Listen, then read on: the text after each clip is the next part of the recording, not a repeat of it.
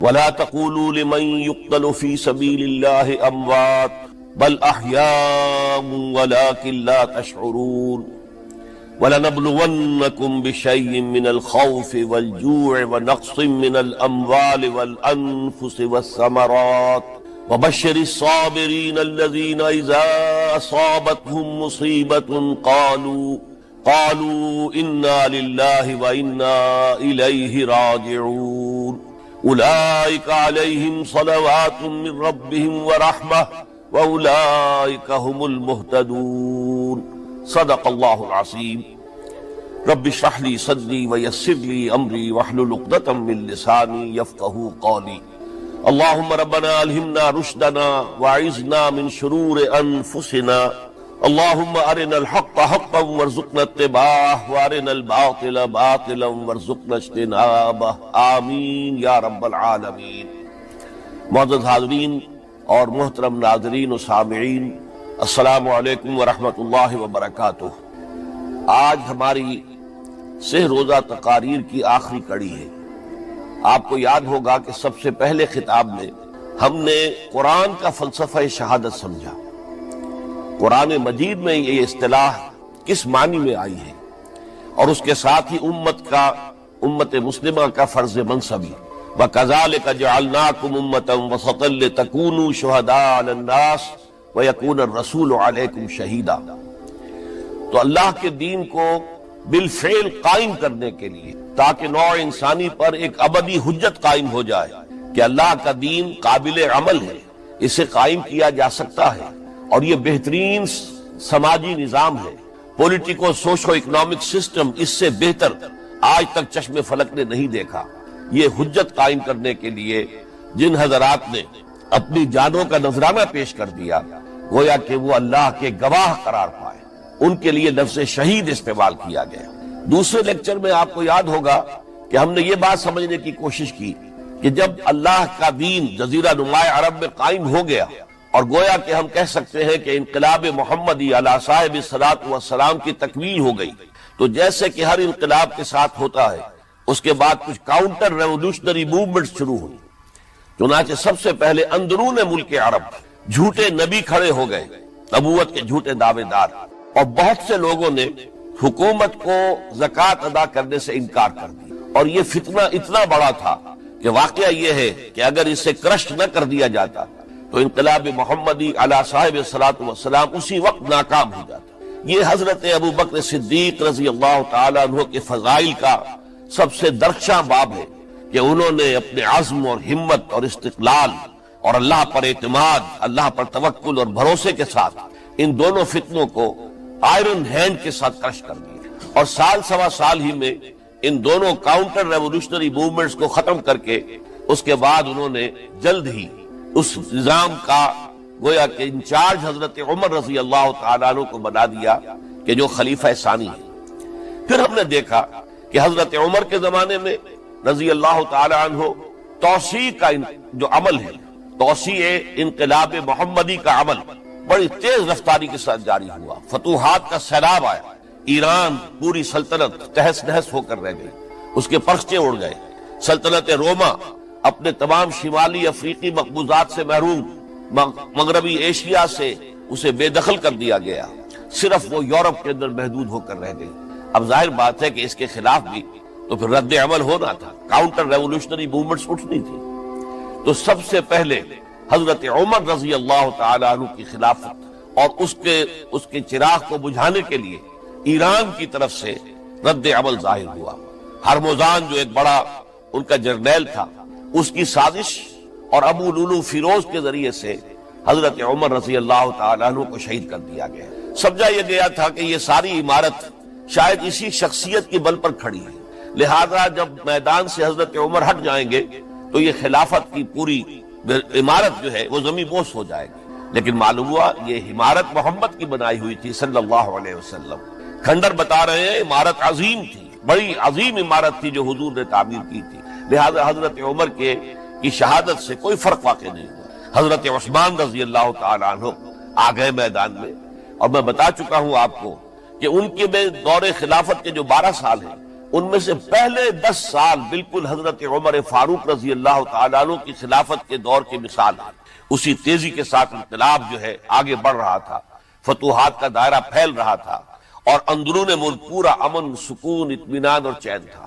لیکن ان کی دور خلافت کے آخری دنوں میں اب یہودیوں کی طرف سے رد عمل اور ایک کاؤنٹر ریولوشنری موومنٹ عبداللہ ابن سبا کے ذریعے سے، کہ جس نے اسلام کا لبادہ اوڑھا اور منافقت کے پردے کے ساتھ وہ عالم اسلام میں داخل ہوا، اور اس نے چونکہ دیکھ لیا کہ پرانی چپتلش ہے، پرانی چشمک ہے جو قریش کے 2 بڑے قبیلوں کے مابین یا 2 بڑے گھرانوں کے مابین چلی آ رہی تھی، بنو ہاشم، بنو امیہ۔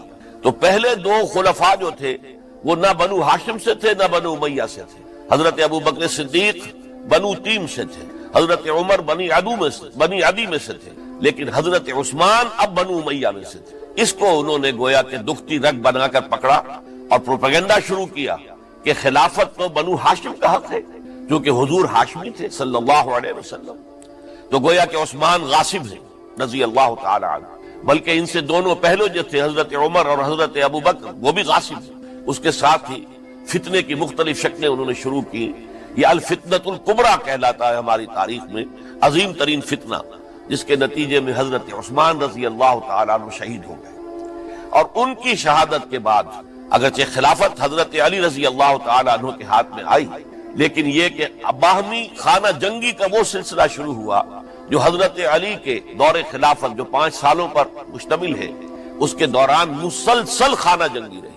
ایک طرف شیعان علی تھے، دوسری طرف شیعان عثمان آ گئے، جو حضرت عثمان رضی اللہ تعالیٰ عنہ کے قتل کے قصاص کے مطالبے کو لے کر سامنے آئے۔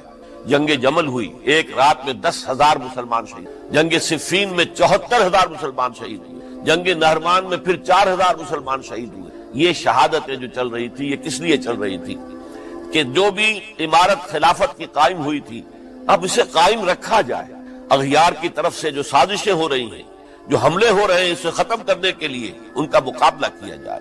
تو یہ اور اس کا یہ دور ختم ہوتا ہے حضرت علی کی شہادت پر رضی اللہ تعالی عنہ۔ اور یہ بات نوٹ کر لیجئے کہ حضرت علی کو شہید کرنے والے وہ خارجی تھے، عبد الرحمن ابن ملجم خارجی طبقے سے تعلق رکھتا تھا، جو پہلے حضرت علی کے لشکر میں شامل تھے، لیکن جب حضرت علی نے رضی اللہ تعالی عنہ تحکیم اور ثالثی کی تجویز قبول کر لی تو وہ ناراض ہو گئے کہ اللہ تعالیٰ ہی ہے حاکم اور حکم، ان الحکم الا للہ، یہ انسانوں کو حکم کیوں بنا لیا گیا؟ اور اس میں اتنی شدت اختیار کی کہ وہ علیحدہ ہو گئے، اس لیے انہیں خوارج کہا گیا۔ انہوں نے رائے یہ قائم کر دی جو مسلمان کبھی کوئی گناہ کبیرہ کا ارتکاب کرے گا وہ کافر قرار پائے گا، جب کافر ہوگا تو گویا کہ مرتد ہے تو واجب القتل، اس کا مال، اس کی عزت سب مباح ہے۔ یہ ہمارا سب سے پہلا گمراہ ترین فرقہ تھا۔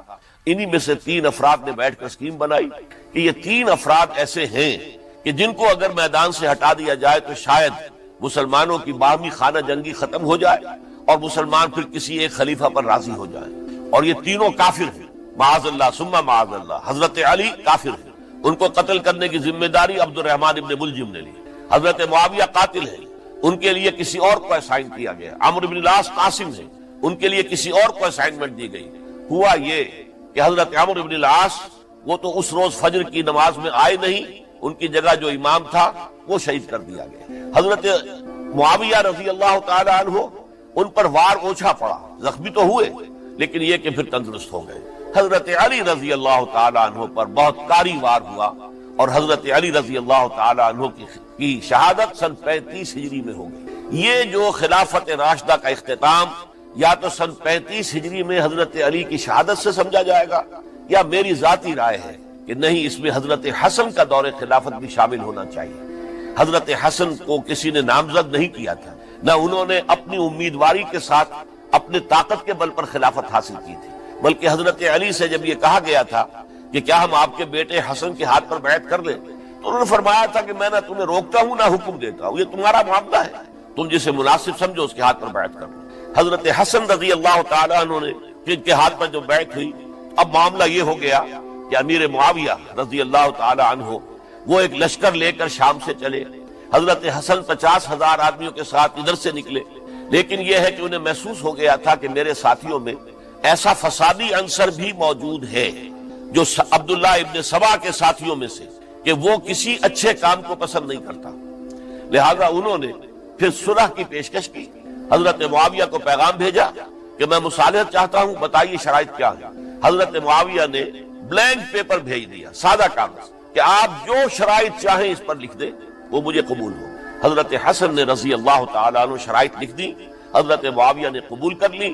تو حضرت حسن دستبردار ہو گئے خلافت کے دعوے سے، اور اس کے بعد پھر حضرت امیر معاویہ کی خلافت کی بیعت کی گئی. اس سے پہلے انہوں نے خلافت کی بیعت نہیں لی.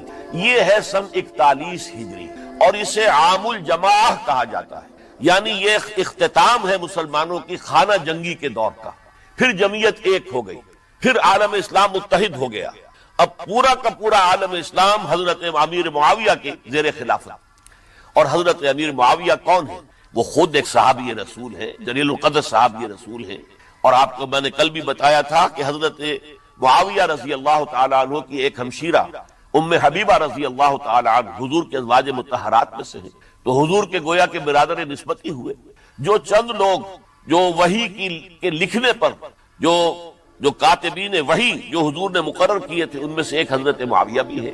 پھر حضرت معاویہ کے لیے حضور کی دعا ہمیں ملتی ہے، اللہم اجعلہ ہادیا مہدیا، اے اللہ اسے ہادی ہدایت دینے والا بنا دے، اور مہدی بنا دے جو ہدایت یافتہ ہو. تو یہ ان کی شان ہے. اور پھر یہ کہ ان کے زمانے میں جب عالم اسلام متحد ہو گیا، داخلی خلفشار ختم ہو گیا، تو فتوحات کا سلسلہ بھی دوبارہ جاری ہو گیا. حضرت علی رضی اللہ تعالیٰ عنہ کے 5 سالہ دور خلافت میں کوئی توسیع نہیں ہو سکی تھی دارالاسلام کی. کوئی مزید علاقے جو ہیں سلطنت اسلامی میں شامل نہیں کیے جا سکے تھے، اس لیے کہ سارا معاملہ تو داخلی خلفشار کا تھا. جو خانہ جنگی ہو رہی تھی، ایک دوسرے کی تیروں اور تلواروں اور نیزوں سے 1 لاکھ کے قریب مسلمان ختم ہو گئے تھے. تو اندر سے گویا کہ موشن ٹوٹ گیا اس سیلاب کا. تو سیلاب پھر دوبارہ جب امت جمع ہو گئی عام الجماع کے بعد، تو حضرت معاویہ رضی اللہ تعالیٰ عنہ ان کا دور خلافت اب 20 برس ہے. اندازہ کیجیے، یہ پورے 20 برس کوئی اندرونی خلفشار نہیں ہوا، کوئی جھگڑا نہیں ہوا، کوئی فساد نہیں ہوا، بلکہ جو فتوحات کا دائرہ تھا شروع ہو گیا. مکران اور سندھ کے علاقے فتح ہوئے، کابل اور یہ افغانستان کا علاقہ فتح ہوا، ترکستان کے علاقوں کے اندر پیش قدمی. ادھر یہ کہ قیصر سلطنت روما کا اس کے مرکزی شہر قسطنطنیہ پر حملہ کیا گیا، جس کے لیے کہ حضور کی حدیث موجود تھی پیشن گوئی کے طور پر، اول جیش یغزو مدینۃ القیصر مغفورون لہم. حضور نے فرمایا تھا کہ جو پہلا لشکر قیصر کے شہر پر حملہ کرے گا تو وہ سب کے سب وہ مغفرت پا جائیں گے، اللہ تعالیٰ ان کی مغفرت فرما دے گا. اگرچہ کامیابی نہیں ہوئی، لیکن اس پیشن گوئی کی وجہ سے آپ کو معلوم ہے کہ حضرت ایوب رضی اللہ تعالی عنہ ان کو بھی اس پیشن گوئی کی وجہ سے، حالانکہ 90 برس سے اوپر عمر تھی، لیکن وہ بھی کہا انہوں نے کہ میں بھی اس میں جانا چاہتا ہوں. چنانچہ اس لشکر میں گئے، وہی فوت ہوئے. بہرحال یہ سارے کارنامے اپنی جگہ پر، امن و امان اپنی جگہ پر. اس کے باوجود اہل سنت والجماعت حضرت معاویہ کے دور خلافت کو خلافت راشدہ میں شامل نہیں سمجھتے. اس کی وجہ کیا ہے؟ خلافت راشدہ کی شرط اولین قرآن مجید کے حکم کے مطابق امرہم شورا بینہم، مسلمانوں کے باہمی معاملات باہمی مشورے سے طے پاتے ہیں. حضرت ابو بکر صدیق رضی اللہ تعالیٰ عنہ سقیفہ بنی سعدہ کے اندر مشورے کے بعد ان کو منتخب کیا گیا اور ان کے ہاتھ میں بیعت ہوئی. حضرت عمر رضی اللہ تعالیٰ عنہ کو حضرت ابو بکر نے مسلمانوں سے مشورہ کر کے پھر نامزد کی. حضرت عثمان کے لیے حضرت عمر رضی اللہ تعالیٰ عنہ نے اپنے جانشین کے لیے 6 افراد پر مشتمل کمیٹی بنا دی، جو بڑے سے بڑے جو اصحاب جو جن کے بارے میں کہا گیا ہے کہ جن کو دنیا ہی میں بشارت دے دی گئی تھی، جو عشرہ مبشرہ میں سے جو باقی تھے، ان کے اوپر مشتمل کمیٹی بنا دی کہ آپ لوگ طے کر لیں اور اپنے سے کسی ایک پر جمع ہو جائیں. اس اعتبار سے حضرت علی کے ہاتھ پر بھی جو بیعت ہوئی ہے تو وہ اہل مدینہ کے دباؤ پر ہوئی ہے، ان کے مطالبے پر ہوئی ہے. حضرت علی خود جو ہے وہ خلافت کے مدعی نہیں تھے، بلکہ انکار کرتے رہے. چونکہ فتنے کا دور تھا، حضرت عثمان شہید ہوئے تھے، مسلمانوں کے دل زخمی تھے، اس حالت میں وہ سمجھتے تھے کہ اگر میں یہ خلافت جو ہے اپنے ہاتھ میں لے لوں گا تو ہو سکتا ہے کہ اس کا حق ادا نہ کر سکوں، لیکن یہ کہ جب انہوں نے دیکھا کوئی اور بھی تیار نہیں، طلحہ بھی تیار نہیں، زبیر بھی تیار نہیں، تو آخر مسلمانوں کو بغیر امارت کے چھوڑا تو نہیں جا سکتا، تو حضرت علی نے وہ قبول کر لیا۔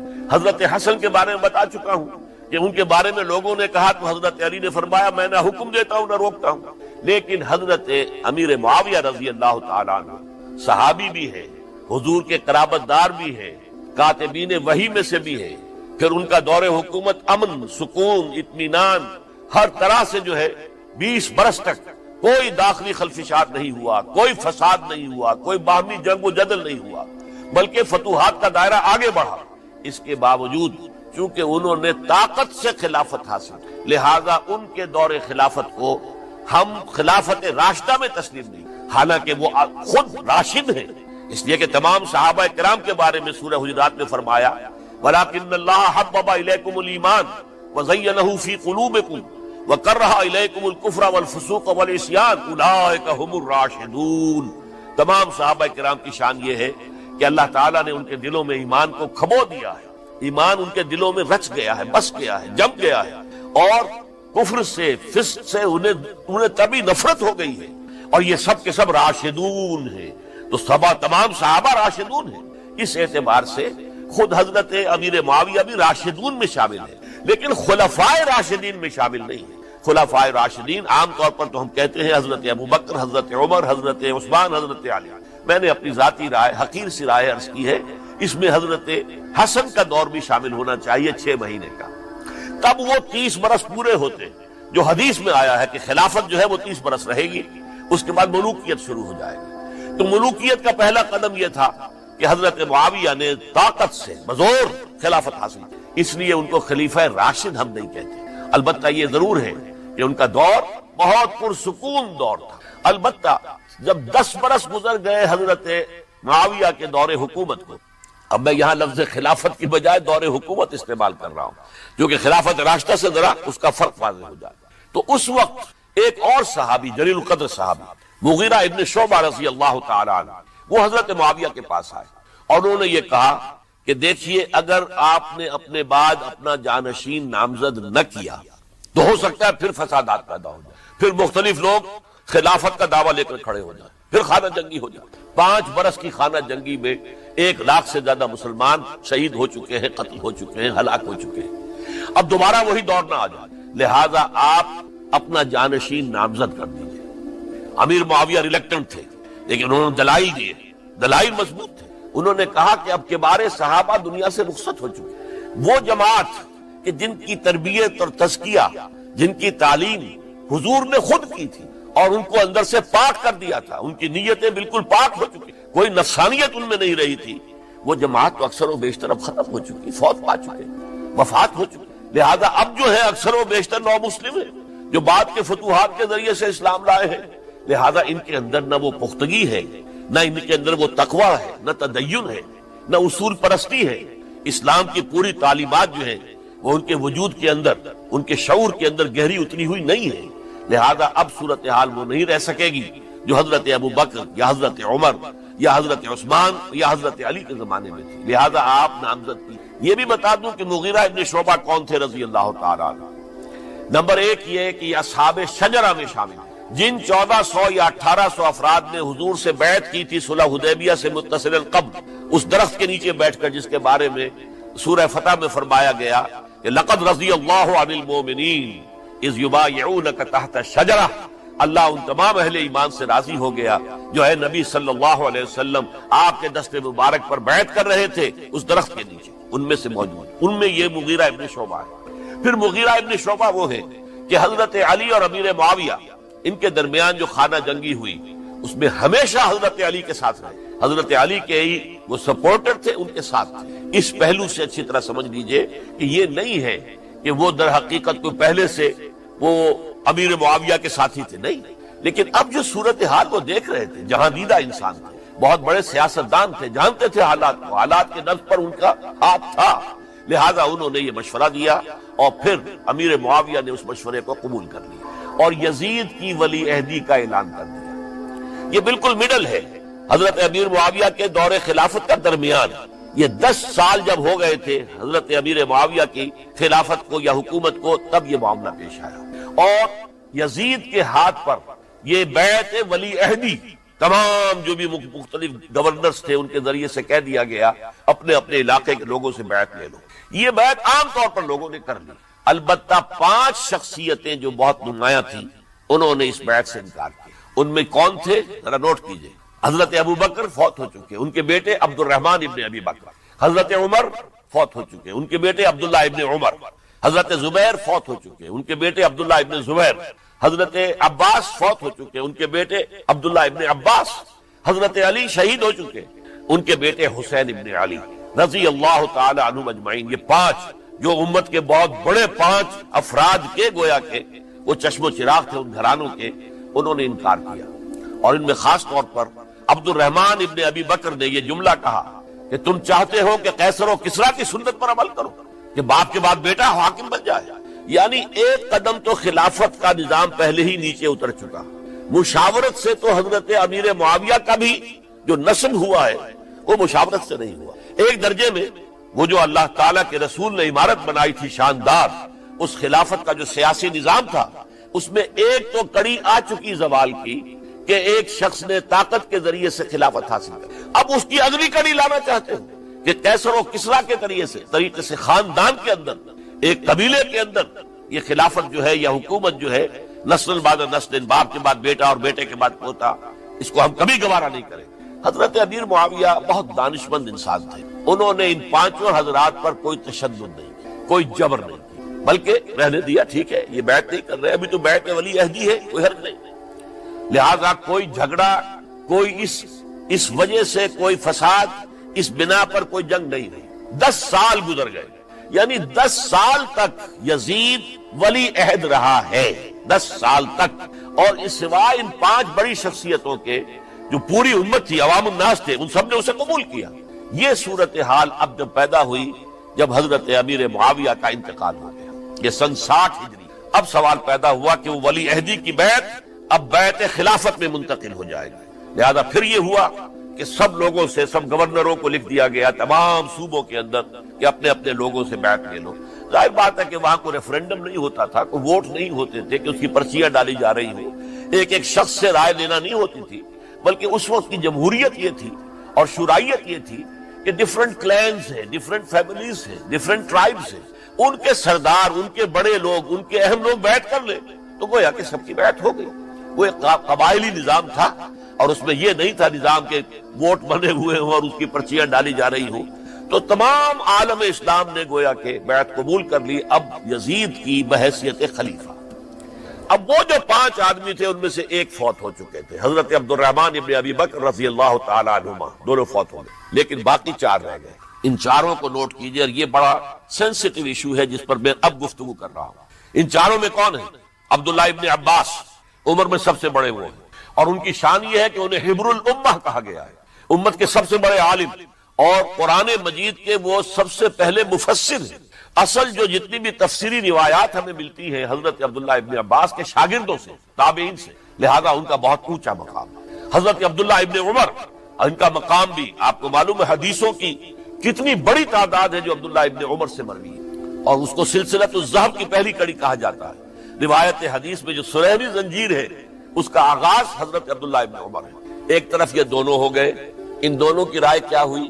اگرچہ کام غلط ہوا ہے، یہ اس طریقے سے قیصر و کسریٰ کی روایت پر عمل کرنا غلط، لیکن یہ اتنی بڑی غلطی نہیں ہے کہ اس کی وجہ سے باہمی جنگ و جدال ہو، خوریزی ہو، ایک دوسرے کی گردنیں کاٹی جائیں اور فتنہ و فساد پیدا کر دیا۔ لہذا انہوں نے یزید کی بیعت کر لی۔ 2 حضرات رہ گئے، یہ نسبتاً نوجوان ہیں، ان دونوں کی پیدائش ہجرت کے بعد ہوئی ہے۔ ہجرت کے بعد پہلا بچہ جو مہاجرین میں پیدا ہوا ہے وہ عبداللہ ابن زبیر ہے، بلکہ کچھ عرصے تک مہاجرین میں جب کوئی پیدائش نہیں ہوئی تو وہ مکے مدینے کے منافقین نے کہنا شروع کر دیا تھا کہ یہ یہاں آ کے کمزور ہو گئے، نامرد ہو گئے، ان کی اولاد اب چلے گی نہیں۔ تو عبداللہ ابن زبیر جب پیدا ہوئے، اور آپ کو معلوم ہونا چاہیے وہ حضرت ابوبکر صدیق کے نواسے ہیں، حضرت عائشہ صدیقہ کے ہمشیرہ حضرت اسماء کے بیٹے ہیں عبداللہ ابن زبیر، اور زبیر بہت شجاع، بہت ہی بہادر انسان تھے۔ تو عبداللہ ابن زبیر کے اندر بھی وہی کیفیات تھی۔ انہوں نے کہا نہیں، اس غلطی کو ہم برداشت نہیں کریں گے، خون ریزی ہوتی ہے تو ہو، لیکن ہم اسلامی نظام کو نیچے اترتا ہوا نہیں دیکھ سکتے۔ جیسے کبھی حضرت ابو بکر نے فرمایا تھا ایبدل الدین وانا حی، کیا دین میں ترمیم اور تنسیخ کر دی جائے گی، دین کو بدل دیا جائے گا، دین میں تحریف کر دی جائے گی جبکہ میں ابھی زندہ ہوں، میں جیتے جی یہ نہیں ہونے دوں گا۔ حضرت عبداللہ ابن زبیر کی یہ رائے ہوئی وی ہیو ٹو چیلنج، ہم مقابلہ کریں گے، ہم اسے پیسیولی قبول نہیں کریں گے۔ انہوں نے بیعت سے انکار کیا اور مدینہ چھوڑ کر مکے جا کر حرم کے اندر پناہ گزاری۔ یہی معاملہ حضرت حسین ابن علی رضی اللہ تعالی عنہما کا تھا، وہ بھی نہایت شجاع، نہایت جری، نہایت بہادر۔ انہوں نے بھی کہا کہ یہ غلط کیسر و کسریٰ کی روایت جو شروع ہو رہی ہے اسے ہم نے ریزسٹ کرنا ہے اور اسے ہم آگے نہیں چلیں۔ ان پر بھی جب دباؤ ڈالا گیا کہ بیعت کرو تو وہ کچھ وقت مان کر کہ دیکھیے میں ایسا شخص نہیں ہوں کہ تنہائی میں علیحدہ کمرے میں بیٹھ کر بیعت کروں، جب عمومی بیعت لوگے تم سب سے تو میں بھی آ جاؤں گا، اس وقت لوگ فیصلہ کریں گے۔ تو بس اس وجہ سے پھر وہ گورنر جو تھا اس وقت مدینے کا، اسے اجازت لے کر آ گئے اور راتوں رات وہاں سے نکل کر وہ بھی مکے پہنچ۔ تو اب یہ چار جو ہیں دو گروہوں میں تقسیم ہو گئے، 2+2۔ دو کی رائے یہ ہوئی کہ بات غلط ہے لیکن اس کی بنا پر خون ریزی، جنگ و جدال، جنگ آپس میں خون ریزی کرنا یہ صحیح نہیں، بلکہ مصلحت اس میں ہے کہ اس کو قبول کرنا۔ پھر اللہ تعالیٰ کو بہتر حالات پیدا کرے گا اس کے ذریعے سے، تعلیم کے ذریعے، تلقین کے ذریعے سے، جیسے نبی اکرم صلی اللہ علیہ وسلم نے اتنا عظیم انقلاب برپا کیا تھا۔ ہم کوشش کریں گے کہ نظام حکومت کی اصلاح ہو جائے، لیکن اس وقت اگر ہم اڑ گئے تو پھر گویا خون ریزی اور فساد اور باہمی جو جنگ ہے وہ شروع ہو جائے گی۔ اور دو حضرات کی رائے ہوئی کہ نہیں، ہمیں ہر صورت میں رجسٹ کرنا ہے، خون ریزی ہوتی ہے تو ہو، ہمیں جانیں دینی پڑتی ہے تو دیں گے، ہم شہادت قبول کریں گے لیکن اس غلطی کو قبول نہیں کر سکتے۔ تو میں اس کے لیے عرض کر رہا ہوں یہ تیسری شہادتوں کا جو دور شروع ہوا ہے، پہلا شہادتوں کا دور حضور کا دور، دین کو قائم کرنے کی جد و جہد میں جنہوں نے جانیں دی ہے۔ دوسرا دور اس دین کے خلاف جو کاؤنٹر ریولوشنری موومنٹس آئی ہیں ان کو رفع کرنے کے لیے جانیں دینا، ہزاروں صحابہ کی جانیں اس میں بھی گئی ہیں، مسیلمہ ابن کذاب ہو یا مانعین زکوٰۃ ہو، ان کے خلاف جو جہاد ہوا۔ پھر ظاہر بات ہے کہ حضرت عثمان رضی اللہ تعالیٰ عنہ کے بعد جو فساد ہوا وہ شہادتیں کیا تھی؟ اس دین کے نظام کو قائم رکھنے کے لیے انٹیکٹ رہے، دشمن اس کے اندر رکھنے ڈالنے میں کامیاب نہ ہو جائے۔ اب تیسرا دور وہ آ رہا ہے کہ جب کہ داخلی طور پر اس نظام خلافت کے اندر زوال شروع ہو رہا ہے، اس زوال کو روکنے کے لیے کہ وہ اپنی اصل جو خلافت کا نظام اللہ نے اور اس کے رسول نے دیا ہے اس کی بنیاد پر قائم رہے، لہذا ہم ریزسٹ کریں گے اس تبدیلی کو اور میدان میں آ کر مقابلہ کریں۔ یہ حضرت عبداللہ ابن زبیر رضی اللہ تعالی عنہما اور حسین ابن علی رضی اللہ تعالی عنہما، اب ان دونوں میں ایک اختلاف ہوا۔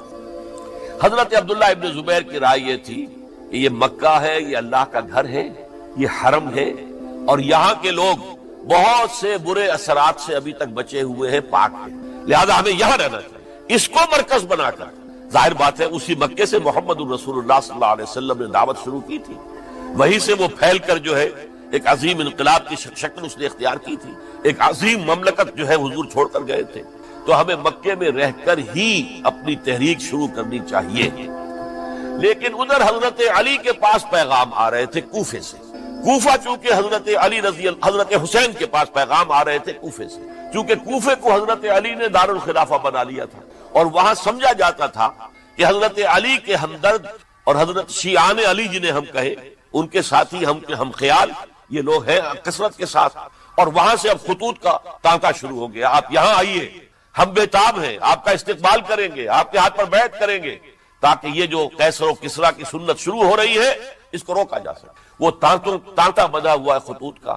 تو حضرت حسین رضی اللہ تعالیٰ عنہ نے فیصلہ کر لیا کہ میں کوفے جاؤں گا۔ حضرت زبیر روکتے رہ گئے کہ نہیں، کوفیوں پر اعتماد نہ کی، یہ زبانی کلامی ساتھ دیتے ہیں، جب ڈنڈا چلتا ہے تو پھر یہ ہٹ جاتے ہیں میدان سے، ان پر اعتماد نہ کریں آپ، لہٰذا یہی مکے میں رہیے اور ہم دونوں مل کر ایک بڑی طاقت بن جائیں گے، اور یہ مکہ جو ہے ہمارے لیے حصار ہے، یہ ہمارے لیے پناہ گاہ ہے، یہاں سے اس دعوت کا آغاز کیا۔ اب یہ افسوس ہے اسے اللہ کی مشیت سمجھا جائے، اللہ کی مرضی ہے، جو کچھ ہوتا ہے وہ تو بے اذن رب ہوتا ہے، اللہ اپنی مصلحتوں سے ہم سے زیادہ واقف ہے، ہم تو نہیں سمجھ سکتے، حضرت حسین نے فیصلہ کیا اور ڈٹ گئے اس فیصلے پر کہ میں کوفے جاؤں گا۔ اب یہ بھی بات قرآن مجید میں آیا ہے، حضور سے خطاب کر کے فرمایا گیا فَإِذَا عَزَمْتَ فَتَوَكَّلْ عَلَى اللَّهِ، جب ایک مرتبہ آپ ایک ارادہ کر لیں تو پھر اللہ پر توکل کی، پھر یہ نہیں کہ کبھی آگے کبھی پیچھے جاؤں یا نہ جاؤں، یہ نہیں، یہ تردد یہ نہیں، بلکہ یہ کہ ایک فیصلہ کر کے ڈٹ جائیے، اس لیے کہ جو بھی نتیجہ ہے وہ تو اللہ کے ہاتھ میں ہے، لہذا اللہ پر توکل کیجیے۔ فَإِذَا عَزَمْتَ فَتَوَكَّلْ عَلَى اللَّهِ، لہذا سب نے سمجھایا حضرت حسین کو کہ آپ کوفے نہ جائیں۔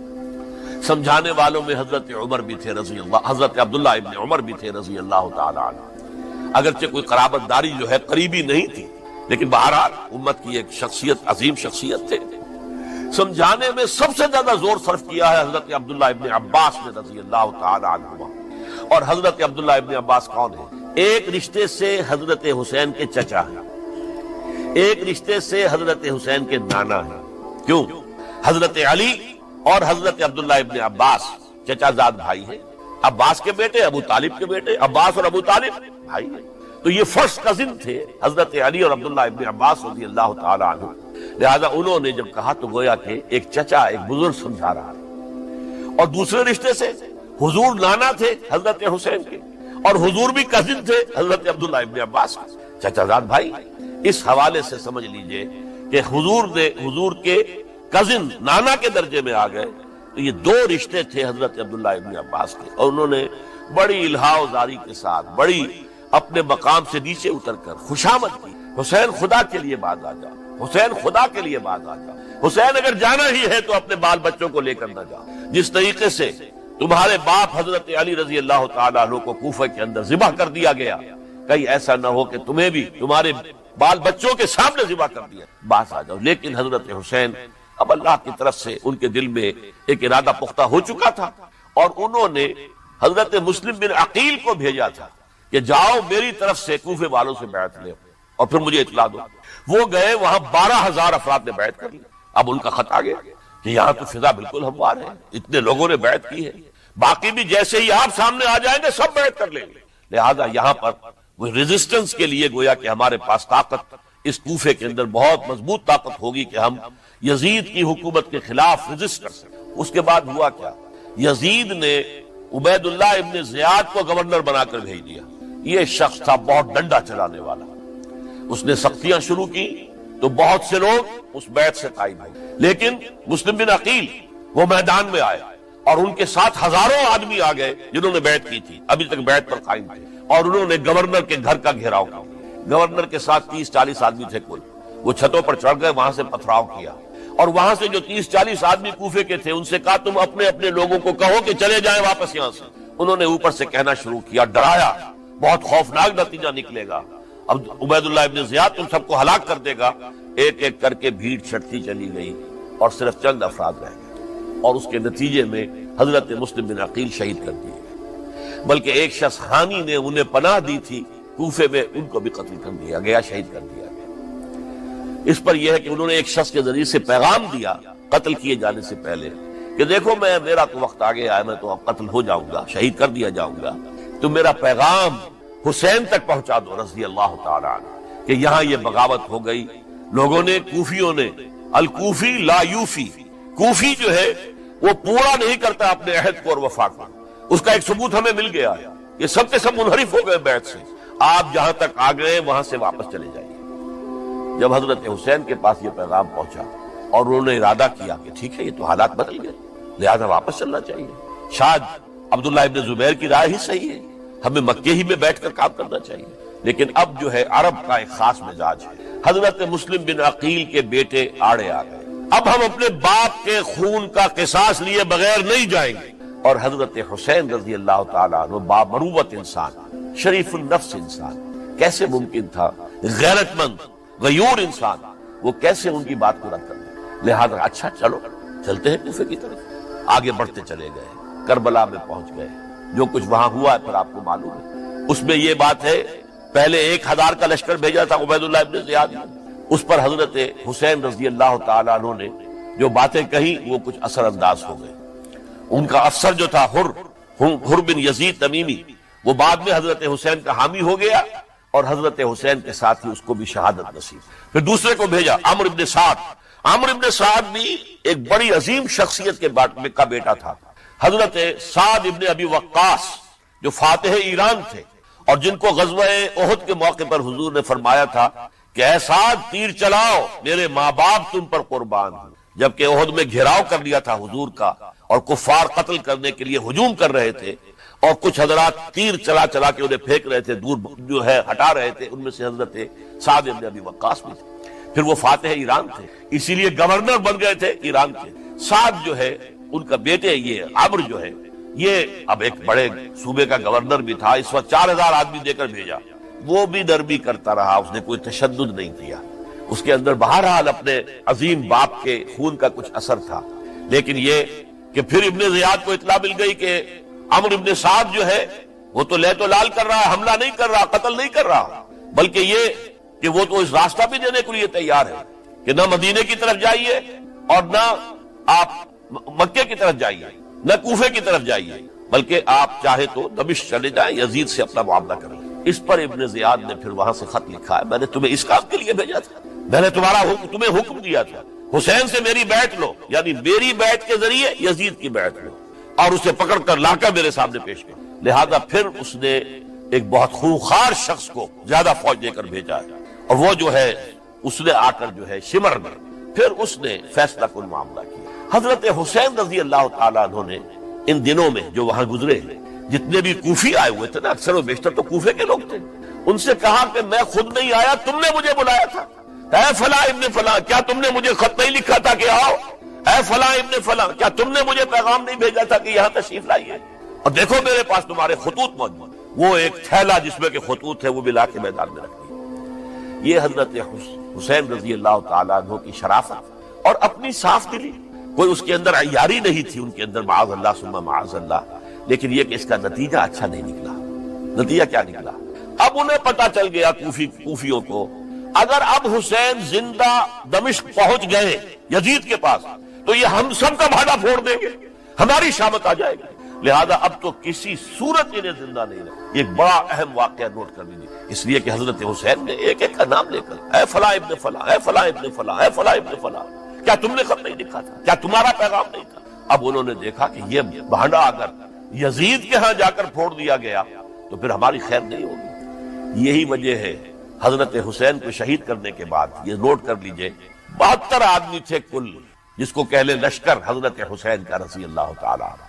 ان میں سے 20 خاندان بنی ہاشم کے چشم و چراغ تھے. وہ بڑی بہادری سے لڑے، بڑی بہادری سے لڑے، ایک ایک نے لڑ کر جان دی ہے. بہت سو کو مارا. یقاتلون فی سبیل اللہ فیقتلون ویقتلون، قتل کر بھی رہے تھے، قتل ہو بھی رہے تھے، ایک ایک کر کے قتل ہو رہے تھے، شہید ہو رہے تھے.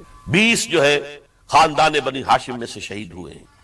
حضرت حسین رضی اللہ تعالیٰ عنہ کا ایک بہت ہی انفنٹ چھوٹا بچہ وہ بھی شہید ہوا. باقی سب مرد، تمام مرد سوائے ایک حضرت حسین کے بیٹے حضرت علی بن حسین زین العابدین کہلائے بعد میں. وہ بیمار تھے، وہ جنگ میں حصہ نہیں لے سکتے تھے، وہ بچ گئے صرف. اچھا حضرت حسین شہید ہو گئے. یہ ہے 10 محرم الحرام سن 61 ہجری. کیا مطلب ہے؟ حضور کے انتقال کے ٹھیک 50 برس بعد سن 11 ہجری میں حضور کا انتقال اور سن 61 ہجری میں حضور کے نواسے اور جن کے بارے میں حضور نے فرمایا سیدہ شباب اہل الجنہ، حضرت حسین شہید کر دیا. اور اس کے بعد اس لشکر نے خیموں کو آگ لگا دی. یہاں نکتہ سمجھ لیجئے آگ کیوں لگائی. انہیں معلوم تھا ہمارے خلاف ڈاکومنٹری پروف موجود ہے وہاں پر، وہ ہمارے خطوط کے تھیلے وہاں موجود ہیں، اگر وہ باقی رہ گئے تو ہماری شامت آ جائے گی، ہمیں کون بچائے گا. ورنہ ظاہر بات ہے کہ اگر تو وہ دشمنی کے انداز میں بات ہوتی تو خواتین کی بھی بے حرمتی کی گئی ہوتی، لیکن نہیں، کسی نے. ظاہر بات ہے کہ خانوادہ نبوت کی کسی خاتون کی بے حرمتی نہیں کی، قطعاً نہیں کی، قطعاً نہیں کی، قطعاً نہیں کی. لیکن خیمے جلانا ان کی ضرورت تھی تاکہ وہ ریکارڈ جو ہے ان کا وہ تلف ہو جائے، سارے خطوط جو ہیں وہ جل جائیں تاکہ ان کے خلاف ثبوت باقی نہ رہے. یہ عظیم سانحہ کربلا ہے.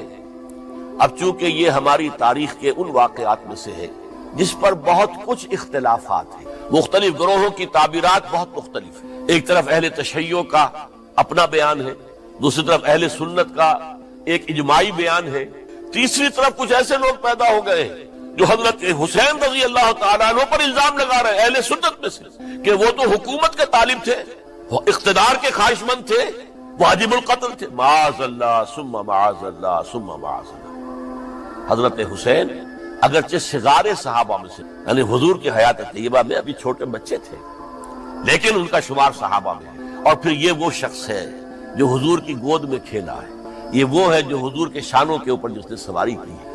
علامہ اقبال نے جیسے حضرت اسماعیل کے لیے کہا ہے کہ وہ فیضان نظر تھا یا کہ مکتب کی کرامت تھی، سکھائے کس نے اسماعیل کو آداب فرزندی۔ ظاہر بات ہے حضرت اسماعیل کسی اسکول اور مدرسے دارالعلوم میں پڑھے نہیں تھے کہ وہاں پتہ چلتا کہ والد کا حق کیا ہے۔ یہ فیضان نصر تھا، ابراہیم کی نگاہ کا یہ فیضان تھا کہ بیٹے کے اندر وہ جذبہ پیدا ہوا کہ یا ابت افعل ما تؤمر، ابا جان جو خواب آپ دیکھ رہے ہیں اور جو حکم آپ کو اس خواب کے ذریعے مل رہا آپ کر گزریے، ستجدنی انشاءاللہ من الصابرین۔ تو اسماعیل کا معاملہ اگر یہ تھا فیضان نظر سے، تو حضرت اسماعیل کو حضرت ابراہیم کے پاس زیادہ رہے بھی نہیں، وہ تو مکے میں رہے۔ حضرت عثمان جو حضرت ابراہیم تو شام میں رہتے تھے، کبھی کبھی آ جاتے تھے، بس اس سے زیادہ معاملہ نہیں تھا۔ وہ فیضان نظر حضرت اسماعیل کو تھا، تو حضور صلی اللہ علیہ وسلم کا فیضان نظر کتنا ہوگا اس کا آپ اندازہ کیجئے۔ یہ کوئی جنگ اقتدار نہیں تھی، معاذ اللہ ثم معاذ اللہ ثم معاذ اللہ، بلکہ انہوں نے اپنا ایک فرض منصبی سمجھا ہے کہ میرے نانا کا لایا ہوا نظام اور اس کے اصول اب ٹوٹ رہے ہیں۔ جیسے حضرت ابو بکر کا قول میں نے آج بھی آپ کو سنایا، ایبدل الدین وانا حی، کیا دین میں ترمیم اور تنسیخ کی جائے گی، دین کی باتوں کو بدل دیا جائے گا جبکہ میں ابھی زندہ ہوں۔ اسی طریقے سے گویا کہ زبان حال سے حضرت حسین اور عبداللہ ابن زبیر رضی اللہ تعالی عنہم ان دونوں نے یہ فیصلہ کیا کہ ہم روکیں گے اس کو۔ آپ اختلاف کر سکتے ہیں کہ حضرت حسین کی رائے صحیح تھی یا حضرت عبداللہ ابن عباس کی رائے صحیح تھی، یہ کہہ سکتے ہیں آپ، لیکن کسی کی نیت پر حملہ نہیں کر سکتے۔ اسی طریقے سے بعض لوگ جو ہے حضرت عبداللہ ابن عباس، عبداللہ ابن عمر، ان کی نیتوں پر حملہ کرتے ہیں۔ ان کو تو یزید نے دولت سے خرید لیا تھا، معاذ اللہ ثم معاذ اللہ ثم معاذ اللہ۔ یہ دونوں جلیل القدر صحابہ ہیں، یہ تو صغار صحابہ میں سے نہیں ہے، یہ جوان تھے پورے، حضور کے زمانے میں جنگوں میں حصہ لیا ہے۔ حضرت عبداللہ ابن عمر نے، عبداللہ ابن عباس نے رضی اللہ تعالیٰ عنہما، انہیں کوئی رقم نہیں خرید سکتی تھی، کوئی دولت نہیں خرید سکتی، جو رائے انہوں نے قائم کی دیانتاً قائم کی۔ اور ہمارے ہاں اصول یہ ہے کہ جب کوئی نئی صورتحال پیدا ہو جائے اور اجتہاد کی ضرورت پیش آ جائے اور پوری کوشش کر کے مجتہد اجتہاد کر رہا ہے، تو اگر اسے غلطی بھی ہو جائے، مجتہد مخطی خطا کار، اس کو بھی اکیرا ثواب ملتا ہے، اور مجتہد مصیب وہ مجتہد کے جس کی رائے صحیح، جس کا فیصلہ صحیح، اسے دوہرا ثواب ملتا ہے۔ تو ان کے مابین ایک اختلاف رائے کا ہوا، اجتہاد کا۔ آیا یہ غلطی اتنی بڑی ہے کہ امت میں تفرقہ پیدا کیا جائے، امن و امان کو برباد کیا جائے، خوریزی کا بازار گرم کیا جائے، یا نہیں؟ دو کی رائے یہ ہوئی، ان کی مخلصانہ رائے تھی، ان کی دیانت دارانہ رائے تھی، ہم ان کی نیت پر حملہ نہیں کر سکتے، آپ اختلاف کرنا چاہیں تو کیجئے۔ اسی طرح حضرت عبداللہ ابن زبیر اور حضرت حسین ابن علی رضی اللہ تعالی عنہ، ظاہر بات ہے کہ ان کا بھی ایک اجتہادی رائے تھی کہ نہیں، یہ دین کے نظام کے اندر بہت بڑا رکھنا پڑ رہا ہے، یہ تو اب قیصر و کسریٰ کی سنت شروع ہو رہی ہے، یہ اسلام کے دین کے اوپر طریقہ نہیں، عمل نہیں ہو رہا ہے، تو ہم اسے اپنی جانوں کا نذرانہ دے کر بھی اسے روکنے کی کوشش کریں گے، رکے نہ رکے ہم اپنی جانیں دے دیں۔ یہ بھی دیانت دارانہ رائے تھی، مخلصانہ رائے تھی، ان کی نیت پر کوئی حملہ کم سے کم اہل سنت والجماعت میں سے کسی شخص کو حق نہیں ہے، اس لیے کہ اہل سنت والجماعت کا کہنا یہ ہے الصحابۃ کلھم عدول، صحابہ جتنے بھی ہیں وہ سب کے سب عدول ہیں، ان میں بدنیتی نہیں آ سکتی، خطا ہو سکتی۔ اہل سنت کے نزدیک معصومیت خاصہ نبوت ہے، نبوت ختم ہو گئی محمد الرسول اللہ صلی اللہ علیہ وسلم پر، آپ کے بعد معصوم کوئی نہیں، ابو بکر بھی معصوم نہیں، عمر بھی معصوم نہیں، عثمان بھی معصوم نہیں، علی بھی معصوم نہیں رضی اللہ تعالیٰ عنہ اجمعین۔ تو معصوم کون ہوگا؟ عبداللہ ابن عباس بھی معصوم نہیں، عبداللہ ابن زبیر بھی جو ہے معصوم نہیں، حسین ابن علی بھی معصوم نہیں، اسی طریقے سے عبداللہ ابن عمر، عبداللہ ابن زبیر کوئی معصوم نہیں۔ انہوں نے اپنی رائے قائم کی ہے، اس پر عمل کیا ہے دیانت دارانہ سنسیریٹی کے ساتھ، اور ان کے لیے اللہ تعالیٰ کے ہاں ہر طرح کا اجر و ثواب ہے، سب کے لیے۔ حضرت عبداللہ ابن زبیر کی رائے اس اعتبار سے بہتر ثابت ہوئی، انہوں نے مکے میں پھر حکومت قائم کی، 9 برس تک ان کی حکومت قائم رہی، بنو امیہ ختم نہیں کر سکے. سن 73 میں جا کر ان کی شہادت ہوئی.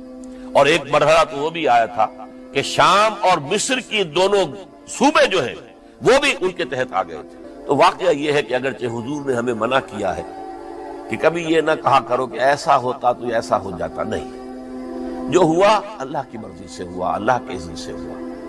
حدیث کے الفاظ ہیں ان کلمۃ لو تفتح عمل الشیطان. یہ جو لو کاش یہ ہو جاتا، کاش یوں ہو جاتا تو بڑے اچھے نتیجے نکلتے، یہاں سے شیطان کا عمل شروع ہو جاتا.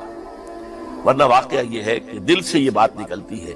اگر حضرت حسین اور عبداللہ ابن زبیر یکجا ہو جاتے اور مکے کو اپنا مرکز بنا کر جو عظیم مقصد انہوں نے اپنے سامنے رکھا تھا کہ یہ جو روایت غلط آ رہی ہے اسلام کے دینی سیاسی نظام کے اندر، اس کو ہم روکیں گے، تو اللہ تعالیٰ انہیں کامیابی عطا فرما دے. لیکن یہ پھر ہم کہیں گے ما شاء اللہ کان وما لم یشاء لم یکن. جو اللہ نے چاہا وہ ہوا اور جو اللہ نے نہیں چاہا وہ نہیں ہوا. حضرت حسین کو وہ عظیم شہادت اللہ نے دینی، وہ اونچا مقام عطا کرنا تھا، اور پھر ان کی عظیمت، ان کا صبر، ان کا ثبات، ان کا استقلال. معلوم ہوا کہ اللہ تعالیٰ نے انسانوں کے اندر کتنی کچھ طاقت رکھی ہوئی اور کتنی کچھ صلاحیتیں اللہ نے مدیت کی. وہ جس طرح ڈٹے رہے، کھڑے رہے. واقعہ یہ ہے کہ وہ بھی نوع انسانی کے لیے ہمیشہ کے لیے ایک سبق ہے، اور وہ سبق یہ ہے کہ آپ حق، جو بھی آپ حق سمجھے اس حق کے اوپر ڈٹ کر کھڑے ہو جائیں، اور اس میں پرواہ نہ کیجئے کہ آپ کی نفری کم ہے یا آپ کے ساتھ تعداد زیادہ. کوئی خیال نہ کیجئے، اس کے فکر نہ کیجئے کہ حالات ادھر ہیں یا ادھر ہیں، حالات سازگار آپ کے دشمن کے ساتھ ہیں یا آپ کے ساتھ ہیں. کوئی فکر نہ کیجئے. حق ہے، اس کا ساتھ دینا لازم ہے، اس کے لیے جان دے دینا یہ سب سے بڑی کامیابی. وَلَا تَقُولُوا لِمَن يُقْتَلُ فِي سَبِيلِ اللَّهِ أَمْوَاتٌ. ہرگز نہ کہنا ان کو جو اللہ کی راہ میں قتل ہو جائیں کہ وہ مردہ ہیں. بل احیاء، وہ تو زندہ ہے، ولکن لا تشعرون، یہ تمہیں شعور نہیں ہے. وَلَنَبْلُوَنَّكُمْ، اب یہ تمام مسلمانوں سے خطاب ہو رہا ہے، ہم تمہیں لازماً آزمائیں گے بِشَيْءٍ مِّنَ الْخَوْفِ، خوف سے، وَالْجُوعِ، اور بھوک اور فقر و فاقے سے. حضرت حسین اور ان کے ساتھیوں کو پیاس کے ذریعے سے آزمایا گیا. حالانکہ دریا دور نہیں ہے لیکن پانی بند کر دیا گیا. کیسی کیسی شدت اور کیسے کیسے سخت حالات کا سامنا کیا، لیکن جھکے نہیں، گردن نہیں جھکی، ڈٹے رہے اپنے موقع. وَلَنَبْلُوَنَّكُمْ بِشَيْءٍ مِّنَ الْخَوْفِ وَالْجُوعِ وَنَقْصٍ مِّنَ الْأَمْوَالِ وَالْأَنفُسِ وَالثَّمَرَاتِ، اور ہم تمہیں جانی اور مالی نقصانات کے ذریعے سے آزمائیں گے. وَبَشِّرِ الصَّابِرِينَ، اور اے نبی بشارت دے دیجئے صبر کرنے والوں. الذین اذا اصابتهم مصیبت، وہ کہ جن کو اگر کوئی مصیبت آئے، ان پر نازل ہو جائے، قالوا، تو وہ کہیں گے انا للہ و انا الیہ راجعون، ہم اللہ ہی کے ہیں، اللہ ہی کی طرف ہمیں لوٹ جانا ہے. اولئک علیہم صلوات من ربہم ورحمہ، یہ ہیں وہ جن پر ان کے رب کی طرف سے صلوات ہے، درود ہے اور رحمت ہے. واولئک هم المہتدون، اور یہی ہدایت یافتہ ہے. اللہم ربنا اجعلنا منہم، اللہم ربنا اجعلنا منہم. میرے اور آپ کے لیے سبق یہ ہے، صرف حضرت حسین کا کوئی دن بنا لینا یہ نہیں. ٹھیک ہے، یاد تازہ کیجئے، بہت اچھی بات ہے، لیکن اس کا نتیجہ یہ نکلنا چاہیے کہ اگر حضرت حسین نے اپنی ہی نہیں، اپنے خاندان کی، اپنے اعزاء و اقربا کی، اپنے ساتھیوں کی جانوں کی قربانی پیش کر دی حق کے لیے، تو ہمیں بھی فیصلہ اور سبق یہ لینا چاہیے کہ ہمیں حق کا ساتھ دینا ہے، ہر چے بادہ بعد، چاہے اس کے نتائج کچھ بھی. اقول قولی ھذا واستغفر اللہ لی ولکم ولسائر